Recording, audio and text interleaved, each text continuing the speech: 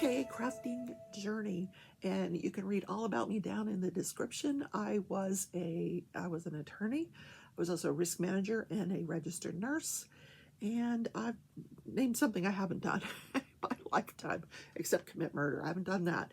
In any case, I give you commentary and recaps of live trials that are going on YouTube, including civil and criminal trials. So what I thought I'd do is I'm going to give you like a little synopsis of the trials that I covered last year this past year, with what crafts I was working on during those trials. I'm going to show you, how those crafts ended up. So last year, I gave this a lot of thought, because last year I did an hour-long story of a serial killer. When there's no trial going on, I will do true crime stories as well. And you can actually, if you're going somewhere today for Christmas and you need to shut this off because you got to leave, but you can listen to this on YouTube Music. It is put out as a podcast. All my shows are put out Monday through Friday as a podcast, and I go live twice a week. Wednesday at 7 p.m. Central Time, I do what's called Craft With Me Wednesday. I've been doing that for going on 5 years now, and each Wednesday I show you what I'm doing in other crafts. I usually have a diamond painting going while I'm recapping the trials. As I talk about each trial, I'm going to show you what diamond painting I was working on or what craft I was working on, and we'll proceed from there. So one of the things that I did this past year was in January I started, and I don't even remember who suggested this. One of my subscribers suggested this gnome along, this crochet gnome along that had actually occurred in 2022, but I got a hold of the patterns, and in January each month I would do a gnome square. I have put together 12 squares. I have already made a blanket because there were some months that I did more than one square. So I have all these extra squares now. I've already done through December, but I'm going to do an extra Christmas gnome and a birthday gnome. And then I'm going to, with the 6 squares that are not part of the main blanket, I'm going to make a little wall hanging out of that. So I'll show you those squares as we progress through these trials today. Yes, and I have some coffee while I'm talking about all of it.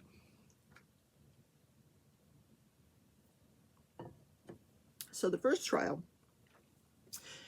that we're going to talk about was in January last year. I was working on the Dragon's Door, and I worked on this for all of January and February.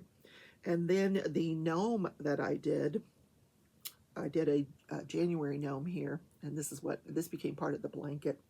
But in January, I covered the trial of Mark Jensen. Now, this was not his first rodeo. This was his second trial. He had already been convicted, but the conviction was overturned. And there was some argument over death penalty. Is it going to be a death penalty case? Is it not going to be a death penalty case? But in any case, they proceeded to trial for the second time. By the time they went to the trial the second time, the first prosecutor had already moved on to another job, but actually came back as a special prosecutor to try this case again, with his wife, who was an attorney as well. So Mark Jensen was tried for the antifreeze murder of his wife, Julie, in 1998. At the time, they had 2 little boys. He was having an affair with another woman. Now, during the pendency, he was out on bail this whole time. Well, not the whole time. In 1998, he was, when he was convicted, he went, no, how did this go? I'm trying to remember. The murder occurred in 1998. He was out until his conviction, which I want to say was in 2007. And then he was put in jail. So between 98 and 2007, he was out on bail.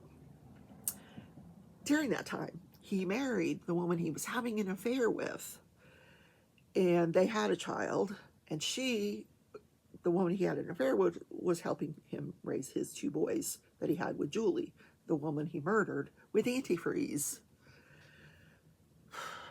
So he was convicted a second time and received a sentence of life without the possibility of parole, that he is serving in Wisconsin. Yep. Then the next state that we went to was South Carolina. And yes, you guessed it, I covered the Alex Murdaugh trial. I had been covering Alex Murdaugh for about a year before the trial, maybe a little longer. So I knew all of the nuances to this trial, including the 101 financial crimes that he had been charged with. He is a lawyer out of South Carolina, or was a lawyer out of South Carolina. If you happen to have missed this trial for some reason, because I mean, this was a Netflix documentary series. It's been all over the news. It was national news, international news. So this attorney was swindling his clients out of money. He would tell them that they had a settlement. He was a plaintiff lawyer, personal injury lawyer. He would tell them they had a settlement, and then he would hold money back to pay medical bills as they come in. You know, this is what he would tell them. That's how it started. And he would never give them the money. He would keep the money for himself. And he would write a check to his friend, Curtis Eddie Smith, who would go cash the check and then give him the cash. Now, you know, later on down the line, he says he was on drugs and all that money went for drugs. And I think all that money's sitting in a bank somewhere in Switzerland. But in any case, he was charged with the murder that occurred in the summer of 2021 of his wife, 58-year-old Maggie Murdaugh, and his son, 22-year-old Paul Murdaugh. Now, Paul, he kept saying, you know, he had this whole story of what he did that night, and went to visit his mom, who has Alzheimer's, and came back at about 10 o'clock, found their bodies. But he did not know the prosecutor had him on the phone, on Paul's phone. You could hear his voice, because Paul was, I guess, leaving a message for his friend, and you could hear Alex Murdaugh's voice minutes before the murders occurred. So he gets up on the stand, has to tell the jury, "Hey, I lied." Anyway, he gets convicted pretty quickly. Pretty quickly. I did something wrong here. Okay, hold on. I was supposed to count to 7. 1, 2, 3, 4, 5, 6, 7. Okay, and then do a decrease. Yeah. Double crochet 2 together. Yep. That's the decrease on here. Let me just do that before I forget. There we go. So he received 2 life sentences without the possibility of parole. This was in front of Judge Clifton Newman. And we're going to get back to Judge Clifton Newman, because he presides over another trial that I covered months later, out of the same county, same judge. Really, really interesting.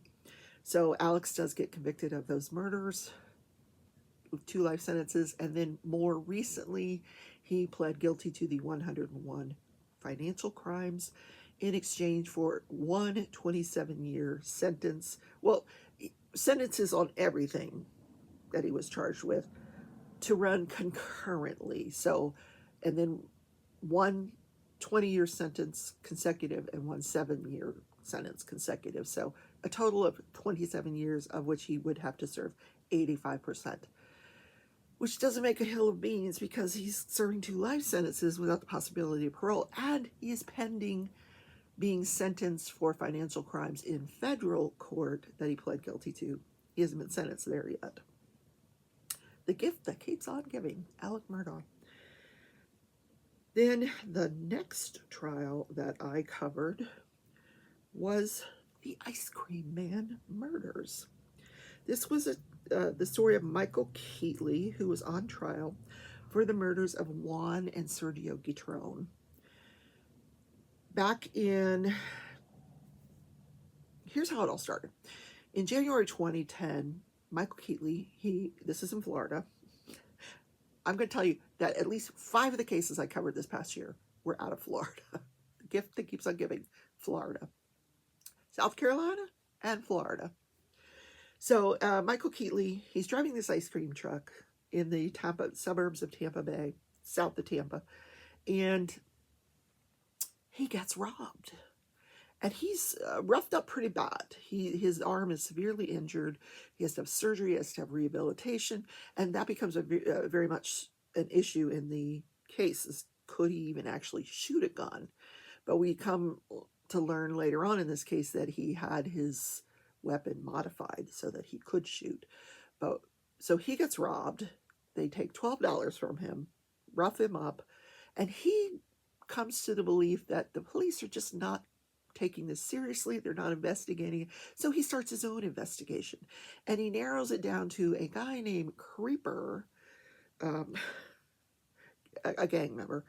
And so he's going to go find Creeper.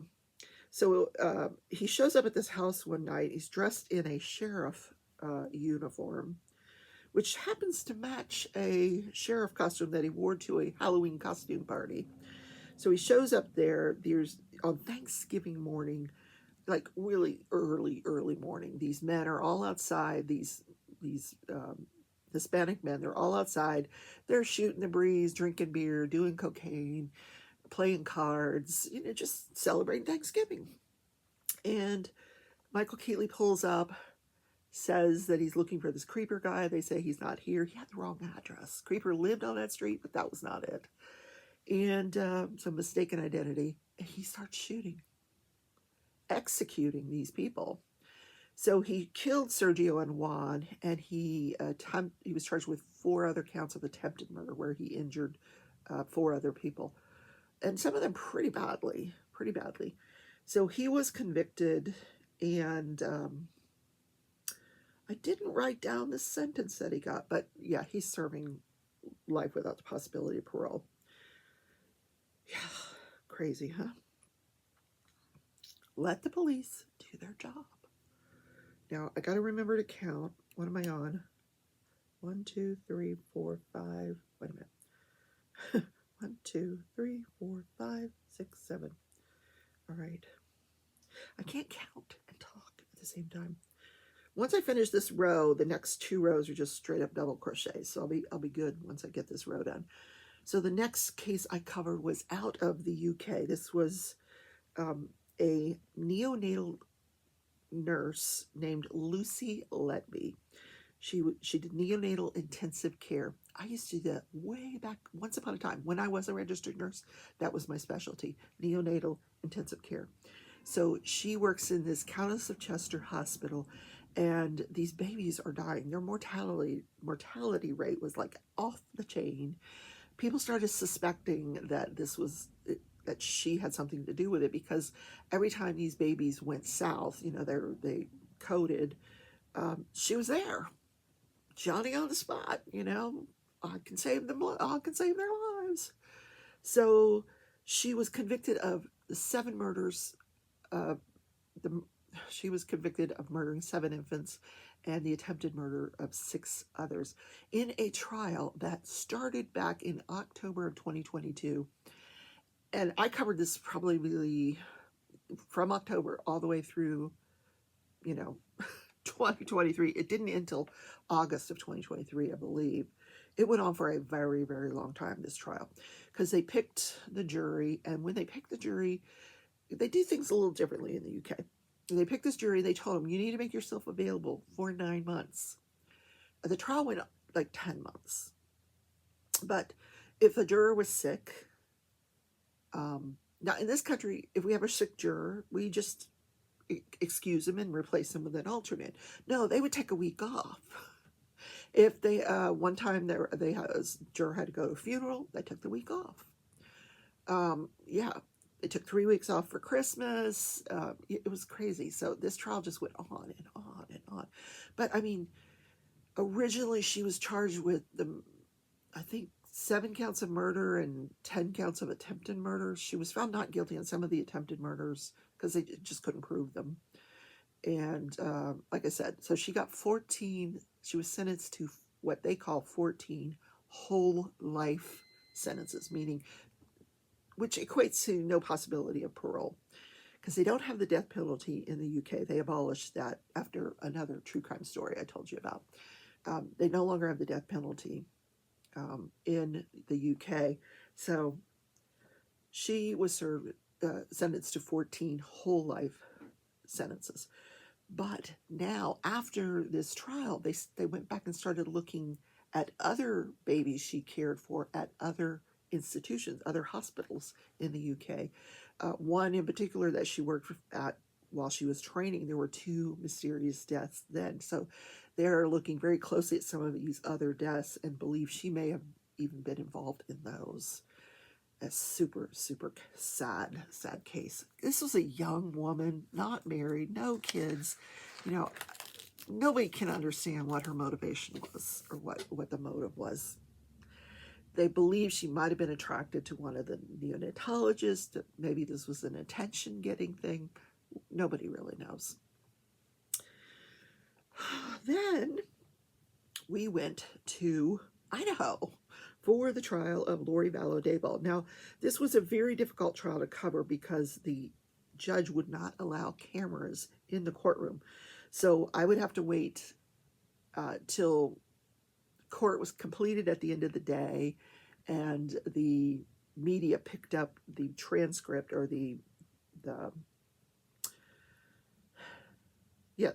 transcript, and I'd have to get it that way by reading through the transcript.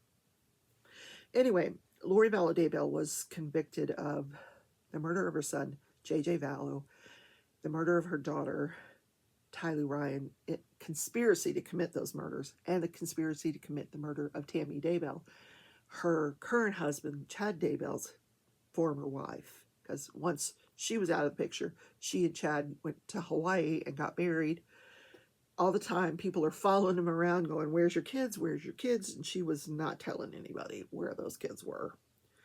So they did eventually find the children. It took them a very long time to find those kids, but they were actually buried in shallow graves on Chad Daybell's property in Idaho. And he is going on trial this next year, so we will cover that trial. She did not, death penalty was taken off the table for her because of a mess up by the prosecution, not giving discovery in time to the defense. And so the judge, because Lori had asked for a speedy trial, had to take the death penalty off the table.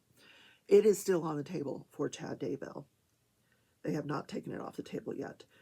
But they have decided to let cameras in the courtroom for his trial. But it's going to be one of those court camera things that we have to tie into the court feed, and you're going to be like looking. Those court cameras are awful. You can't see the witnesses. You feel like you're in a stadium looking down on them. You can't read their body language. It's the few that I've had where it's the court cameras is just awful footage.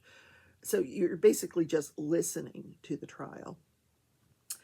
So in any case, she and her husband, Chad Daybell, had this wild religious belief that there was, doomsday was coming and that they were prophets and they had been married in all these other lives and just craziness. And I'll dive back into that when I cover the story of Chad Daybell.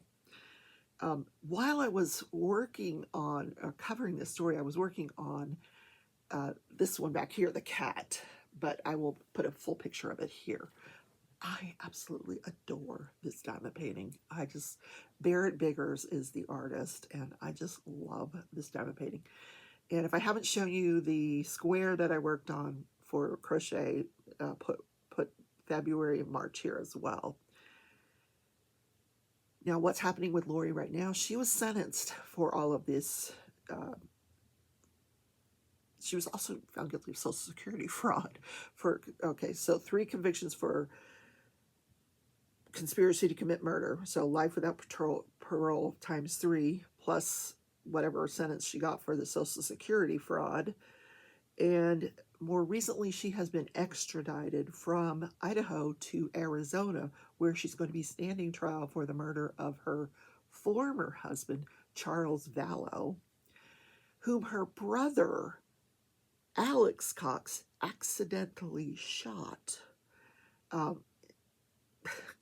He says in self-defense, but Alex is not around anymore because Alex died some weird death from a blood clot the night before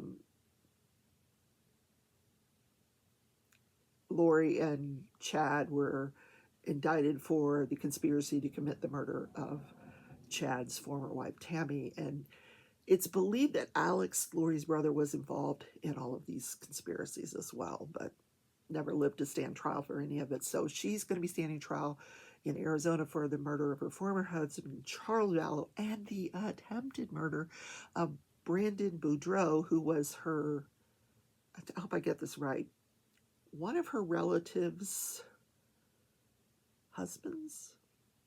I don't know. One of their followers' husbands. Anyway. So she's not out of trouble, and there'll be more trials to come. And I think she just enjoys the limelight, this woman.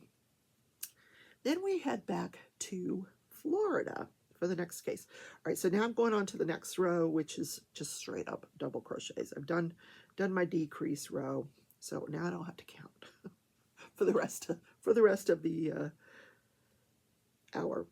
So Scott Peterson is the next trial. So this was our second trip to Florida this past year. This trial all arose out of the Parkland shooting that occurred. That was in, I didn't write down the date of when that occurred, but Nicholas Cruz entered the building at Marjorie Stoneman Douglas High School and shot and killed 17 people. 14 of them were children, 3 of them were adults. He pled guilty and a jury found that he should serve life in prison without the possibility of parole. They opted not to give him the death penalty, which I found very interesting. So this arose out of that trial. Scott Peterson was the school resource officer assigned to Marjorie Stoneman Douglas, and he was on trial for felony child neglect and culpable negligence. And the whole case hinged on whether or not the jury believed he fell under the definition of a caregiver. And I think that they did not, because they deliberated for 4 days and came back with a not guilty verdict. And I am so thankful, because those I was married to a cop, and he was a school resource officer. And it's a thankless job. It really is. And he was the lone school resource officer for a school of thousands of kids. And they said he froze and he didn't do anything. And when the fact of the matter is, people that didn't freeze and tried to go do something ended up dead. And there really is not much he probably could have done. It was a really, really interesting case to cover. And while I was listening to that case, I was working on a painting by the name of Secret Garden. Here's a picture of that. And I actually have that one hanging in my bedroom. And then I'll put up the next gnome that I did. So the next case we covered was Wisconsin. We went up to Wisconsin for the case of a man named William Zalinski. He was, he owned a store called Wild Bill's Reptiles or something. He had a theft out of his house of $25,000 worth of reptiles. Like, one was a cobra. I don't know. I don't know. I wouldn't have stolen them. But in any case, he is accused of stealing. He accused his girlfriend. Oh, I got to back up here. Wait a minute. He was married, but he had a girlfriend who the wife knew about. And they all lived in the same house. So she condoned it. So he suspected it was her son, and he was trying to sell them. So they're going out, they're riding around, they see him, and this is all caught on Ring camera. And you see on the Ring camera, he gets out of the car, he's got a shotgun, and he actually has his girlfriend, this kid's mother, hold the gun on him, and there's a struggle, and he goes and grabs the gun goes off, and it kills. The boy's name was Riley Manente, and he passes away. So he was convicted of that murder. They did get the reptiles back. got the reptiles back. Thank God. Because God forbid those are out there somewhere. Anyway, next case was Michael Turney versus the state of Arizona. So Michael Turney, this case got a lot of attention because his stepdaughter, Alyssa Turney, he was on trial for the murder of Alyssa Turney, but they had no body. She has been missing for 19 years. She just walked away one day, never to be seen again. They didn't have any clue, none where she went. Meanwhile, her younger sister becomes a podcaster and is advocating for that her father murdered her sister. And they kept trying to get the prosecutors to try him, and for years they kept saying, we don't have enough evidence, we don't have enough evidence. So they finally go to trial against this guy, Michael Turney, and it was clear as day that when the prosecution rested, that they had not proved their case. They did not have enough evidence, especially with no body. There's no evidence to support that she was even dead. And the jury came back with a not guilty verdict. So Michael Turney, who kept coming to the courtroom in a wheelchair, walked out of the courtroom just fine. Yeah. Craziness. And during that trial, I was working on the Great Escape painting. This is the painting that came in the swag bag that I got for a diamond painting retreat that I went to up in Ohio. It turned out gorgeous, really, really gorgeous. So the next case I covered was the case of Henry Dinkins. This is up in Iowa. I don't think we've ever been to Iowa. I've never even, not for a court case, but I've never even physically been to Iowa. So the Turney case was out of Arizona. So this case, Henry Dinkins, was out of Iowa. Henry Dinkins was on trial for the murder of Breasia Terrell. She's a 10-year-old. And I try not to cover children, but this was a very, very interesting case. He was the father of, I don't know, I don't remember the little boy's name. I don't know that they actually, I think they called him DJ.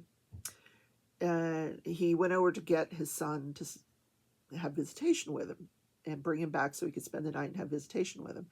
Well, Breasia, who hung out with the son all the time, this was her little brother, but that was not her father.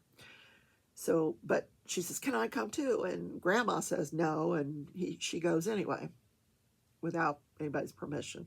She goes to spend the night with her little brother and his daddy. And he ends up kidnapping her during the night from her bed. They report her missing the next day. Can't find her. It took them 8 months to find her body. And they had footage of him everywhere. They drove the little boy around because the next morning he drove the little boy around. They stop at a Walmart. They buy bleach, cleaner. And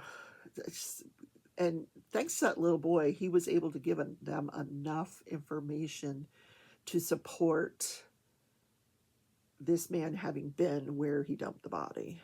So he was convicted, and he was a mean-looking guy.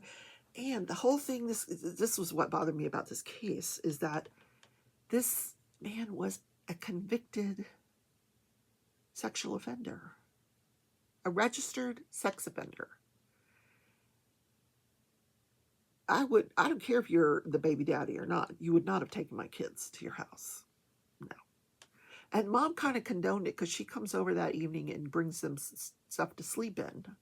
Both of them. Breasia and her little brother. I had to take that little girl and put her in the car and said, oh, no, ma'am, you are not spending the night with him. Oh, no. Anyway, sad story. Sad, sad story. So the next case that I covered, I need some coffee. Coffee time.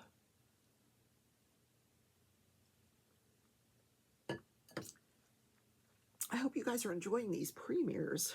I know I am. I do have somewhere to go on Christmas. I will be at my son's house.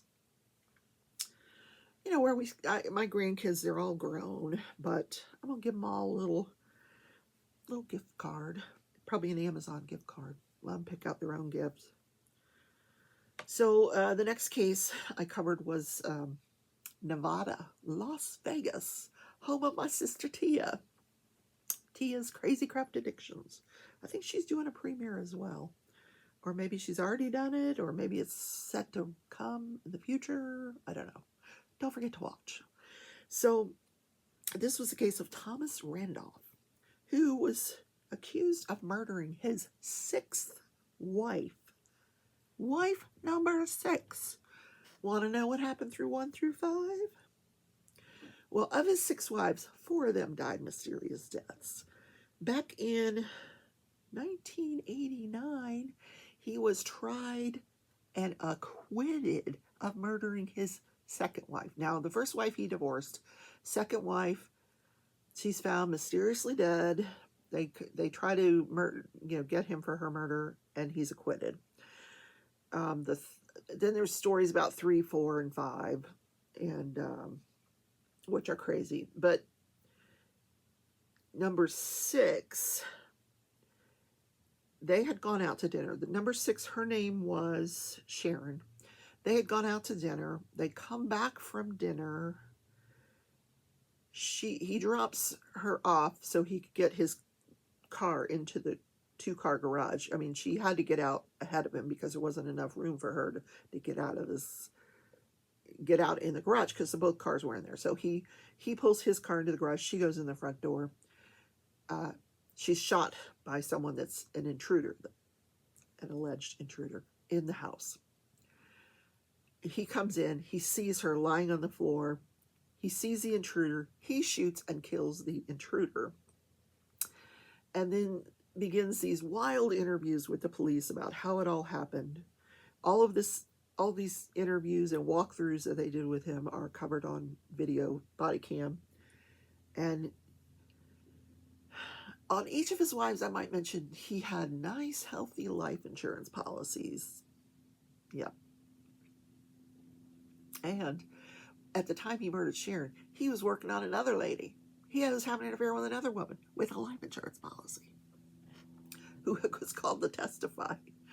So he gets convicted of Sharon's murder in 2017, but that conviction is overturned because during that trial, they talked about his trial for the murder of his 1st or 2nd wife, Becky. Her name was Becky, my name.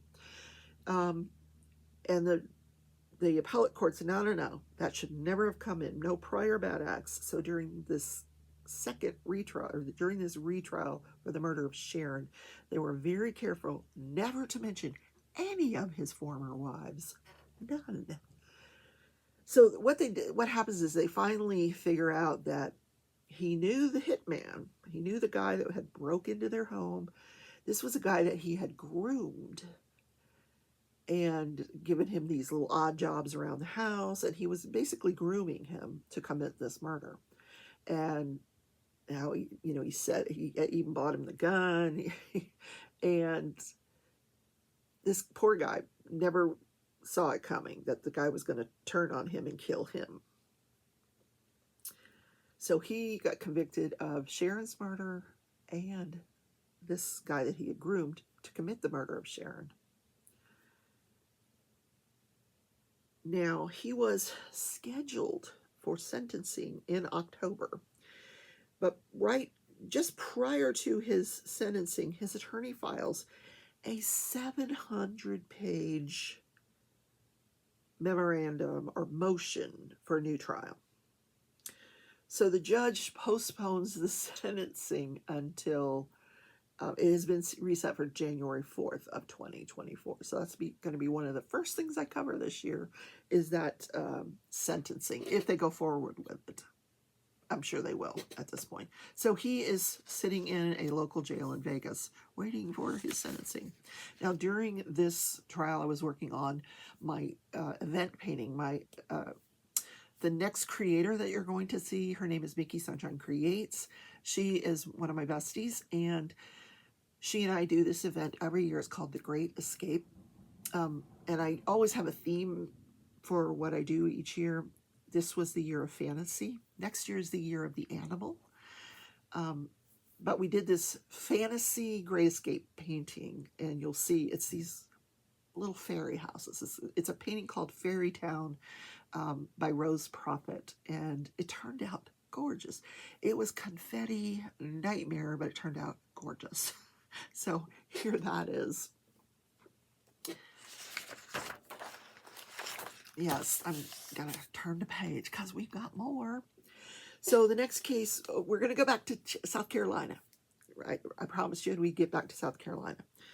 Yes, Colleton County, for the case of Rita Pangang and Larry King Jr. They were having they were boyfriend and girlfriend, and she had a 13-year-old daughter who had severe cerebral palsy, and very disabled. Could do nothing for herself, basically. And so, long story short, they leave this child in a hot car while they're having this argument on the front porch, and then they go into makeup, and turns out this child is in that hot car all day long. Now, mom testifies that she thought the car air conditioner was on. It was not. So the child passes away. So they are charged with murder, her and Larry, and great bodily injury. And the jury found them guilty of both. Turns out they were having this, started on Friday, they were having this weekend meth bender. And then during the sentencing, Rita tells the judge, "This was my first time. I've never done this before," the meth. But she did it all weekend long with Larry. And it was kind of a funny sentencing because after she says this, Larry's lawyer pipes up and says, "Oh, Your Honor," and Judge Clifton Newman, the one from the Murdaugh trial that presided over this, looks at him and he goes, "Let me guess, it was his first time too?" And he goes, No, he wanted to tell him something else, but I just thought that was really, really funny. So Rita received his 37-year sentence for the murder and 20-year sentence consecutive. So 57 years in jail. For the great bodily injury. Larry got 32 years for the murder, followed by 20 years for great bodily injury. So he is serving a 52-year sentence. Yeah. Now, during that trial, I was working on this painting here. Crafting and Crime Daily. Rose Prophet did a logo for me, and so it was ordered by one of my subscribers in the form of a diamond painting, and I just could not wait to get this thing done. I just love this. All of this, the gold that you see is gold metallic that I ordered from Diamond Painting Drills. I'm an affiliate for them. The link is down in the description. If you want to go to their site and something happens to fall into your cart and you make a purchase, I do make a small commission. But I had so much fun with this painting. Love it. Pink gnomes. And I don't know if you can tell, she's eating like a little popsicle there, which I made glow in the dark, but it doesn't really glow in the dark because this room never gets enough light for it to glow in the dark, I guess. Okay, so the next trial I covered was the trial of Cara Rentala. We went up to Massachusetts for this one. She was charged with the murder of her wife, Murry. They were both paramedics. They were both paramedics. And her wife had finished her shift, and they had a very contentious relationship. Very contentious. Always fighting. They always taking out restraining orders on each other. They had adopted a 3-year-old little girl, 3-year-old at the time of the murder. And according to Cara, she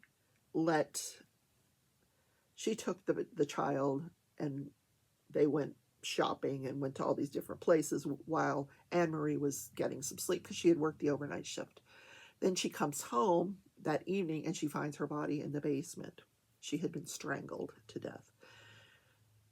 Then she runs to a neighbor. 911's called. They do all the investigation, and so she gets convicted of that murder.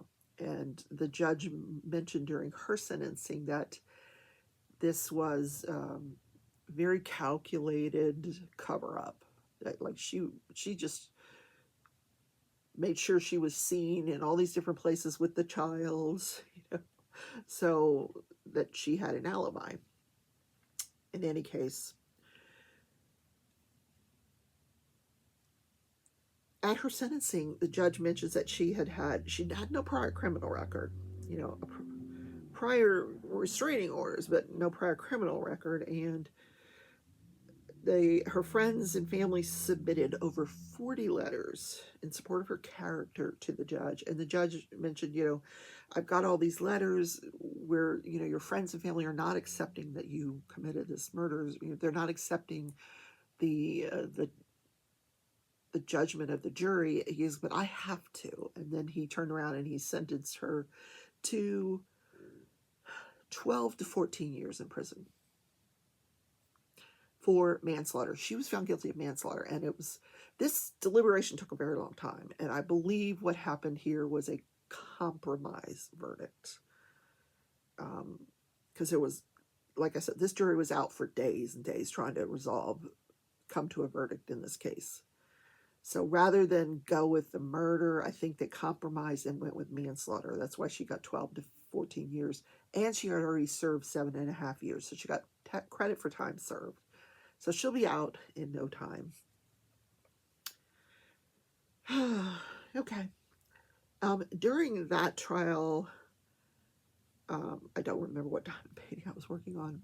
Probably finishing up this one behind me, but I also crocheted this pink hat that you're going to see, and I love that hat. It's great for like really, really cold days. So the next case I covered was a civil case, and you guys probably remember this one, also covered by Netflix, in the story of, what was it called? Taking Care of Maya, Take Care of Maya. Maya Kowalski was, and her father and brother were suing Johns Hopkins Children's Hospital. Now, this is out of Florida, Sarasota County. We're going back to Florida. She and her family sued them. She was suffering from complex regional pain syndrome. She had gone to the emergency room with her father and mother, and her mom, who was a nurse, was insisting that she get these very high doses of ketamine. And they suspected that mom had Munchausen's by proxy, and DCF gets involved. It's a very long story. DCF decides to put her in protective custody and house her at the hospital, but mom's not allowed to ever visit her. So this child goes through Thanksgiving without her mom, Christmas without her mom, spends this entire time in the hospital. People in the house, she can overhear people talking about her mom. Finally, on January 9th, I think it is, of I don't remember the year. In any case, mom hangs herself in the garage because she goes to a hearing. She says, can I at least hug my daughter? Judge says no. She goes home, hangs herself in the garage. Her son, her young boy, finds her in the garage. And long story short, the jury, was a very long trial that went over Halloween. So I finished this pumpkin painting that I did with DP Addiction Adventures. And the jury came back, because this was a civil case, not a criminal case. So it wasn't whether they were guilty or not guilty. It's just, were they liable? And the jury felt that this hospital was liable to this family for the death of Beata Kowalski, and awarded that family $250 million. Crazy amounts of money. So that'll be in appellate court for years, I'm sure. Next case was, and I'm running out of time, was the case of Timothy Farrader for the boy in the box. Timothy, also in Florida. We're still in Florida. We're in Jupiter now. Timothy Farrader was accused of and convicted of, what was he convicted of? Aggravated child abuse. He kept his son, who was a preteen or teenager at the time, in a box, an 8x8 box that he had a contractor build in the garage. And he kept him there a lot of time. And there was a lock on the outside of the door, so the kid would get locked in there. There was a camera, like a ring camera in there, so they could watch him and see what he was doing and talk to him. And there was hours and hours of footage shown to the jury of the father yelling at this child, testimony from the siblings, how he would beat this kid with a rope and a jump rope, and so sad, this case. Anyway, he gets convicted and sentenced to 5 years in prison. Now, the mother, Tracy Farrader, is set to go on trial in January, but just 5 days ago, her attorney withdrew, citing irreconcilable differences. So now she needs a new attorney, and the judge made it very clear that this is going to trial in January. Yeah, I'm going to allow you to have another lawyer, but they better be ready for trial in January. So that is set for a status conference quite soon to see if she's, it was reported that she does have another lawyer and that she should be ready to go to trial. We'll see. We'll see if that happens. So the last case I want to cover, and certainly not the least, back in Florida, Tallahassee this time, Leon County, Charles Adelson, these periodontists out of South Florida, quite wealthy, I might add, making a lot of money doing root canals, and was a traveling dentist. His father and mother had a dental practice called the Adelson Institute, which he owned for some period of time, and then after the murder, he sold the practice back to his father. But he was on trial for the murder of Dan Markel, the FSU law professor. Now, I've been covering this case for 2 years. So last year, I covered the case of the Hitman. On trial was Sigfredo Garcia and his baby mama. They kept saying they were married. They weren't really married. And there's no common law in Florida. But his wife, Catherine Magbanoa, who during the relevant time period was dating Charles Adelson. Now, follow the bouncing ball, people, because this one gets crazy. Charles' sister, Wendy Adelson, was married to Dan Markel, the FSU law professor. They lived in Tallahassee. They both worked for FSU. She was also a law professor, but was not tenured. She was hired because he was there. And they go through this very contentious divorce, lots of argument over the custody of their 2 little boys. She wanted to move those 2 little boys to South Florida, where her family was. And he was like, nope, he wasn't having it. He was not having it. And the judge ordered that those boys not be removed from Tallahassee, and she was not happy. Neither was Grandma happy, Donna Adelson. So Dan, on one day, he's got the kids. He drops the 2 boys off at daycare, goes to the gym, comes back home, I'm assuming to change clothes and go to work. These 2 hitmen, Sigfredo Garcia and Luis Rivera, pull in behind him. They followed him from the gym, and they pull in behind him. Sigfredo Garcia gets out and shoots Dan Markel in the head.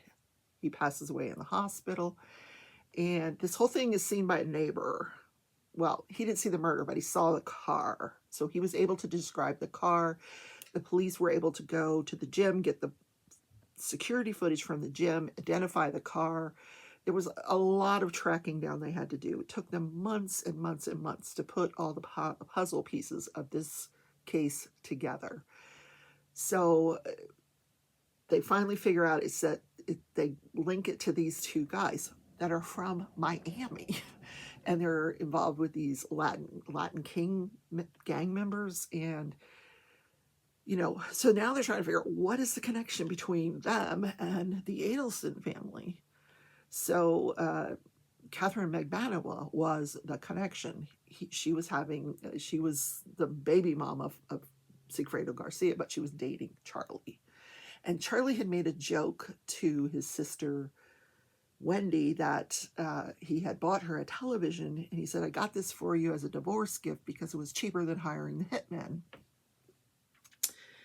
Well, he later on is arrested for hiring the hitman. Catherine McBanawa and Sergio go on trial first. She is, the jury comes back and they convict Sigfredo Garcia based on the testimony of Luis Rivera, who pled guilty in exchange for a 12-year sentence added on to his RICO sentence that he was already serving. But he testified against Sigfredo, said he's the one that pulled the trigger, and Catherine hired us to do it. And they knew that all they knew was it was some custody thing for this woman, basically. And they got paid. Three of them split $100,000 for the murder.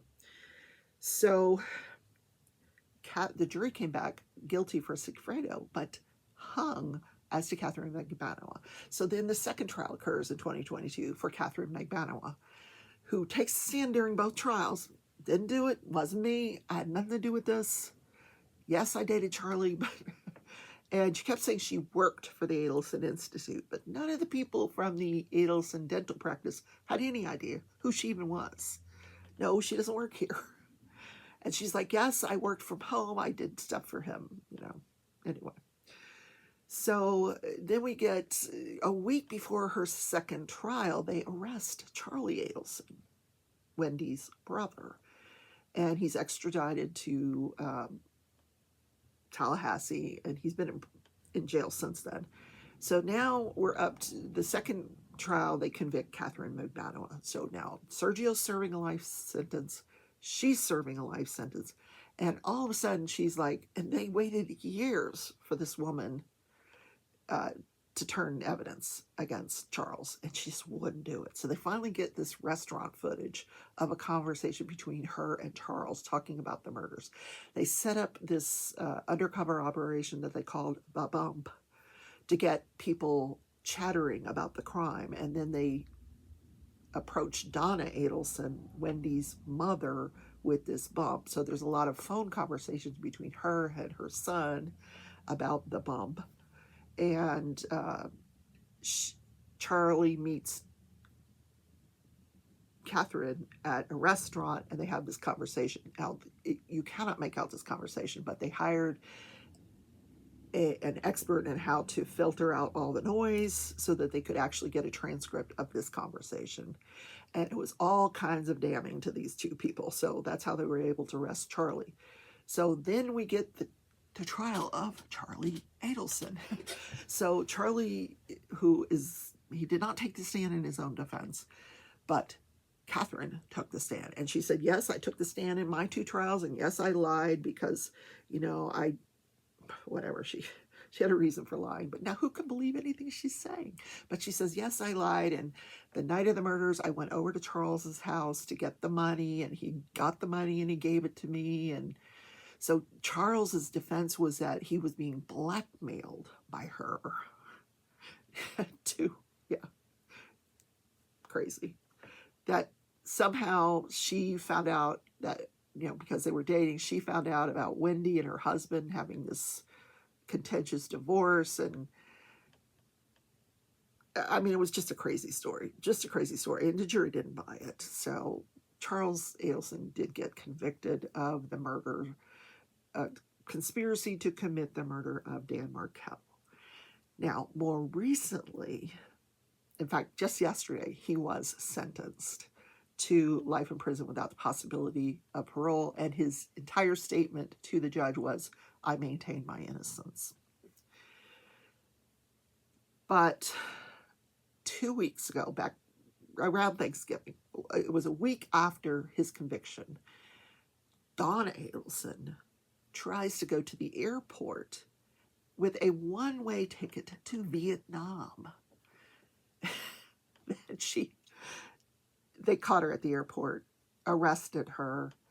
They weren't ready to arrest her. They were going to put it in front of a grand jury up in Tallahassee to see if they could get an indictment.